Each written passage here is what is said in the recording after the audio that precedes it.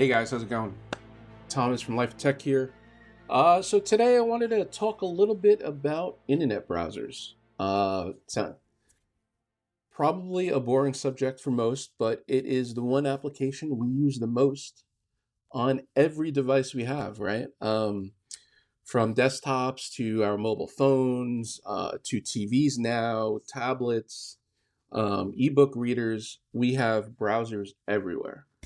Um, uh, it's been a big subject. So what do we have? We have like on Windows machines, uh, we have Edge, right? Macs, you have your your Safari. Cross-platform, we have things like Google Chrome, Firefox. Um, Macs, you have other third-party applications too, like Brave, and there's been quite a few browsers out there. I've personally always tried to keep. I'm mostly a Mac user, Linux user guy nowadays. On those machines, or at least Macs, I try to keep to Safari, more for the security aspect. Right? I use Chrome. I have Chrome on my machines. I use them for specific things. I have just always felt that the security behind Safari was a lot stronger. You've always heard of a lot of like phishing scams and man in the middle stuff, and these advanced tools in Chrome that are able to sniff packets and stuff like that. So I never trusted putting credit card information in in Chrome or any other browser. I've only done transactions through Safari. But Chrome always had its place when you're doing developing and stuff like that. There's a lot of tools, uh, but at what cost of security, right? Everyone has to choose that thin line uh, between security and convenience, right? That line is different for everybody. You have to find out where it is for yourself. So today we're going to take a look at a couple of browsers. So there's a new company. I won't say new. I looked at them about a year ago. It's a company called the Browser Company, which they're out of New York, Brooklyn. And they are doing some interesting things now. A year ago, I looked at them. Again, the market was kind of saturated with different browser applications. Um, but now with AI peeking into things, they're starting to play with some of the AI tools out there and incorporating them in their browsers, which I'm sure a lot of other people are doing. I think there was an announcement today or yesterday that Google will start being able to do uh, AI images from their search bars, the toolbars. I have not played with that yet. That was a new announcement. I think I saw some stuff last night and this morning on that. But again, I like where Arch is going with what they're doing. It does feel a little jarring the first time you use it because they're trying to reinvent how a browser should look and feel and what it is, not restraining themselves to what everyone's used to, right? Everything feels a little backwards at first, right? If you're a Mac guy going to Windows, if you're a Windows guy going to Mac, I mean, as everyone could contest, having open and close buttons on opposite sides, drive people nuts, and keep people from making switches. Um, but Arch itself, we'll dive in here in a second. So on my screen on the left, I have Safari opened up. On the right, I have Chrome, just to familiarize yourself with them. And in the back is Arch, which I'll show in a moment. I just wanted to point out where we're all used to having bars on the top. Our toolbars, our URL bars at the top, and like a fave bar with your favorites under there. I mean, Safari. There's lots of things I like about Safari, or I'm used to. One of my big things is the reading list. I've cleared up my reading list already, but I usually have. This is always huge here, and what I like about it is that it's synced across all my devices. It's not really a bookmark, it's a temporary bookmark. And those are things I like. Um, yes, you have your regular bookmarks, you could do folders. I mean, this is what you typically have, one big mess, and you kind of jump around. Safari has recently added profiles, which I was excited about, and tried it in their beta, and it just didn't work as I expected it to work. And even now, I still haven't wrapped my head around it. Um, it doesn't work exactly how I want it to work, or it's buggy, one or the other. Chrome, has just been Chrome for as long as we've known. I mean, you could throw as many extensions into it as you like. Safari has extensions, Chrome has them, but I think the extensions are able to reach too deep into your system and what you're doing, right? We always say if you're not paying for a service, then you're not a client, right? And that's so true when it comes back to Google, and other platforms and services like that. If you're not paying them, you're not the client. So the question is, who is the client, and who is making money, and what are they using from you to make that money, right? Google, we know they're using your browsing history, your everything about you, um, and they're trying to make money off of that. Safari, again, uh, it's pretty private, and we like to think that Apple is not doing that, and I hope that's the case, because that's their big push. I've always said if there was one thing that would kill Apple, Apple is such a big company, they could outweather lots and lots of things. However, the one thing I don't think they could outweather is a huge security issue, like a built-in backdoor that they've said they've never had, or things of that nature. I don't think they could ever recover from. Um, I don't think they're doing that.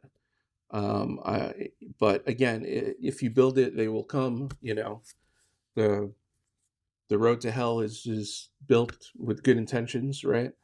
Um, if you build a backdoor, even for the right reasons, someone will use it for the wrong reasons sooner or later. So why build it in?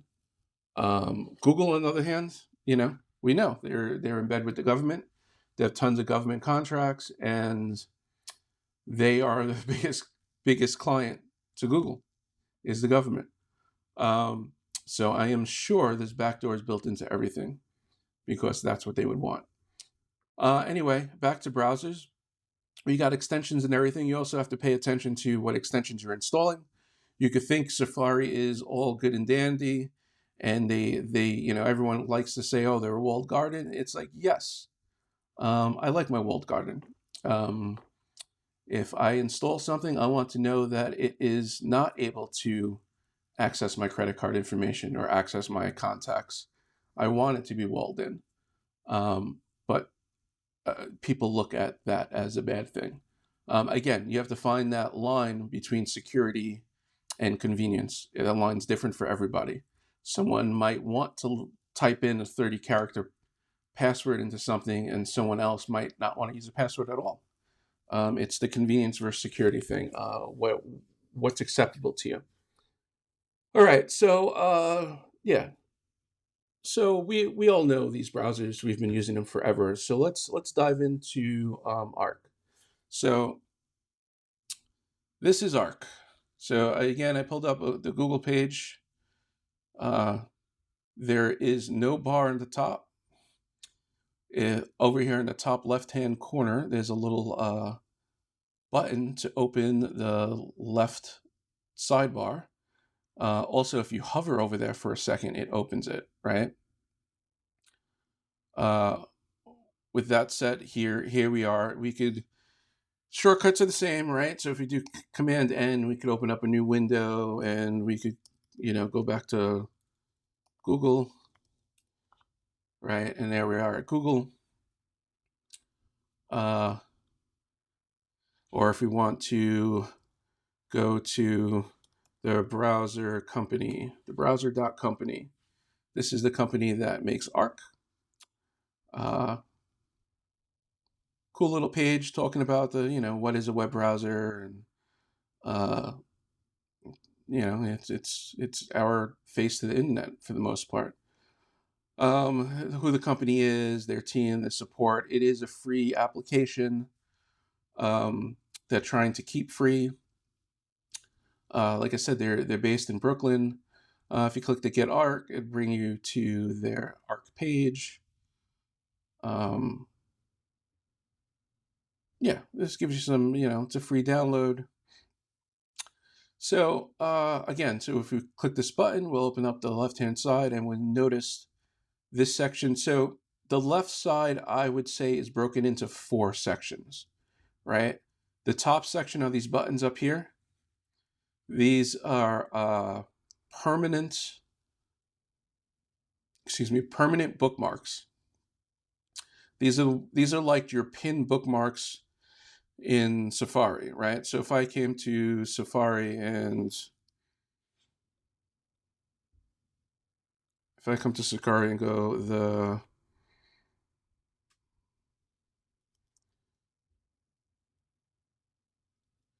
browser company, right? And then I want to, if I want to put it in my bar, I drag and drop it down here, and then it becomes a bookmark there, right?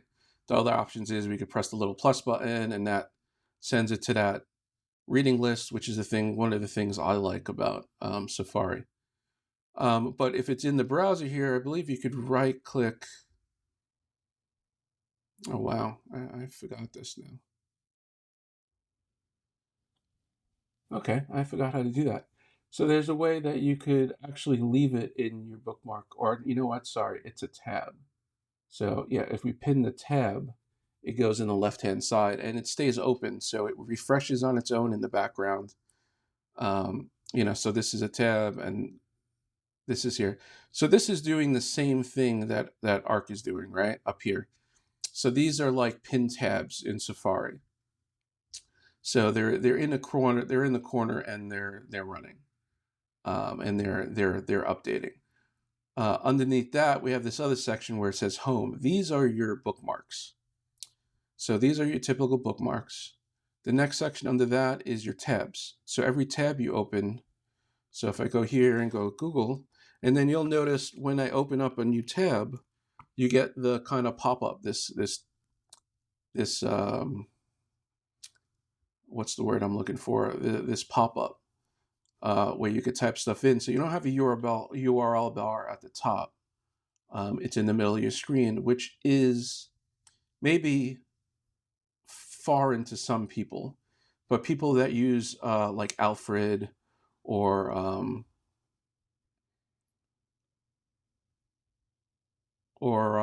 like Raycast, like I use, um, are familiar with this, right? So it feels familiar to me rather than looking at the top. But again, so I mean, you can keep adding tabs. The tabs will pop in here. The settings here, so you could leave tabs for 7 days or 24 hours and clear them out, or never clear them out. There's also a clear button here you could click and it will erase all them. So again, so we have 4 altogether. The top one was like pin tabs. The second section was your bookmarks. Third section is your tabs. And at the very bottom here, if you see these little icons, these are what they call spaces, or what Apple was trying to do with what I think they were trying to do with profiles. Um, there is profiles also in Arc, but we'll talk about that later. But these are spaces. So what I'm in right now is the first space with the little house, which is called home. And now if I swipe I use a trackpad. If I swipe to the right on my trackpad, it goes to the next one. Again, you could click all these buttons down here and just jump to them, or you could swipe left and right. So like I have a read. So Arch does not have a read later option like Safari does. And that was one of the things I was trying to figure out a good workaround. So I created a space that's called read later, and I just add my stuff to that section, right? And I keep stuff there. You know, like, so again, if I keep swiping, now you also notice that each space also keeps the pin icon, the pin tabs at the top. And you also, each space has their own list of tabs, right?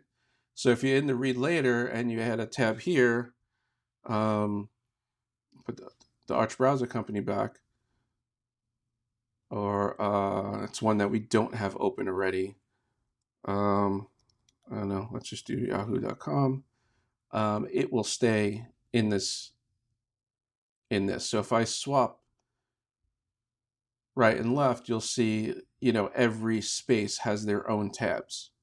So if you're working, you can have all your work tabs in one and then quickly switch over to a recreational tab, or something else, or maybe you're doing research for one specific thing and you want to have all those research links and everything in one section.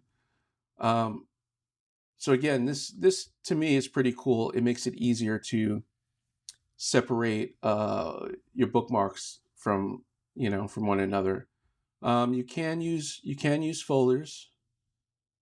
I have a lifestyle here. I have like bills and health and one wheel and, you know, different things.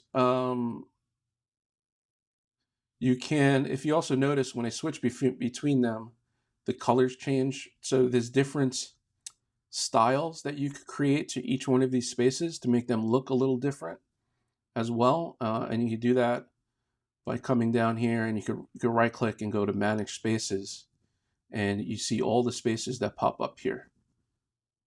Here's all of them. So if we come to, let's say, the second one, click edit, sorry, the three dots, I just called it edit, and change, go to theme. You could see this is what we have. So we have a bunch of colors at the bottom. You could turn this all the way one way. I can make it really dark. You could also grab this and move it around. There's some in here that are multiple colors in one dot, like that.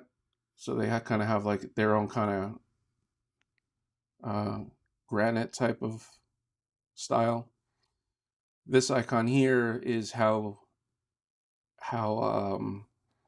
it almost adds like grain to it to give it a little more. It's a nice little touch.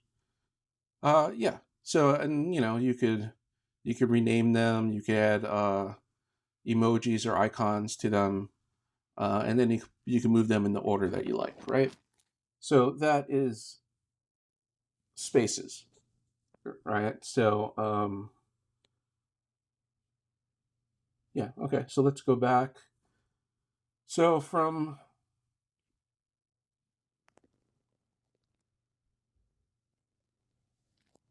here,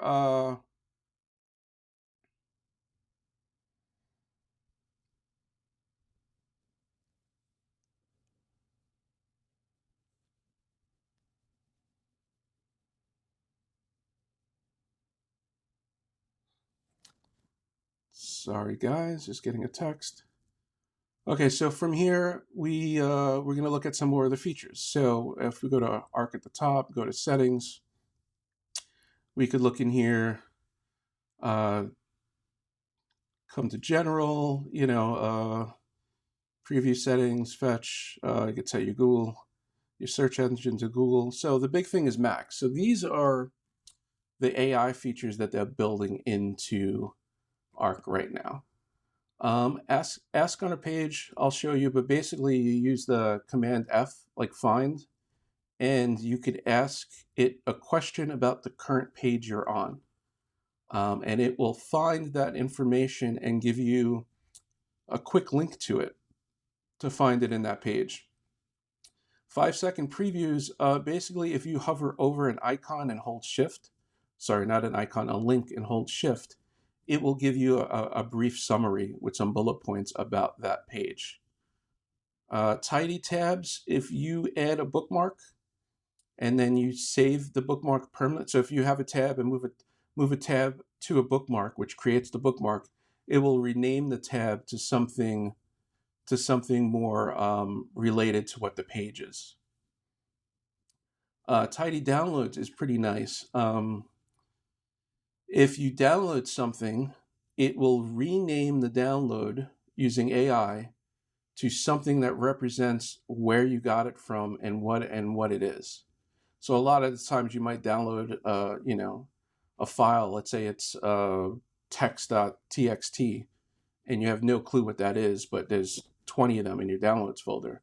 It renames them when you download them to something related to where you downloaded it from. ChatGPT in the command bar. This is probably the one thing I don't use too much, because I do a lot of that inside my Raycast, and I also just keep it as a button in my pin tabs. But yeah, let's go ahead and show you guys some of this. We're on this page. You know what? Let's show you guys the download arc. So if I click the download button, you'll see it download over here, and it's downloading. And now it renamed it. So it got rid of the underscores and made it more, legible. That one doesn't really say where it came from, but it is naming it the name of the file and I guess the version number. So let's go back to Google. Let's go to Browse. Let's look up browsers. So the Google site is a little different. You do not have to. We were talking about this 5-second preview. When you go into Google, you don't have to hold the shift button down. It will do it on its own, but that's only for the Google searches. So if you look, we hovered over it. It gave a pop-up with the little thumbnail. It tells you the features, advantages over other browsers, safety, availability. Again, we can hover over this Vivaldi browser, and again, it will. Sorry, I'm scrolling a little so it doesn't get cut off. Customize options, privacy features, flexibility. So you can see how useful this is. I don't know. Let's go to Wikipedia here, right? So we have links in here too. I'm hovering over them, nothing happens, right? But if I hold the shift button down, I guess that one wasn't a good one because it really wasn't. Talisman is a discontinued browser. No I guess I don't know. Maybe Wikipedia isn't the best place to go. Let's go PC Magazine. So now if I hover over it, there's nothing there. But if I hold shift down, now it pops it up.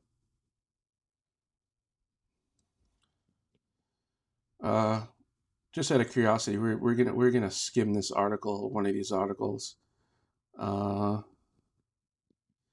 Like here, we could see Chrome allows multiple user profiles, right? So I'm doing this backwards just to show you guys. So if I did a Command F, pulled up the Ask feature, and ask what browsers support multiple profiles, and hit Ask. It takes a second, and then it searches through it. It says, according to this passage, Chrome allows multiple user profiles, meaning different users of the same computer can have their own browser setting history and favorites. And then it gives you a link here. It says find on page, right? So if we click that link, it jumps us down and highlights exactly what I was showing you prior to this. And then it gives you its own little summary of it, right? So it says, so Chrome supports multiple profiles, allowing different users to separate browser settings on the same computer. So this feature is pretty cool, especially if you have a really long document, you're looking for something very specific, or you just want a quick rundown. You could just say maybe summarize.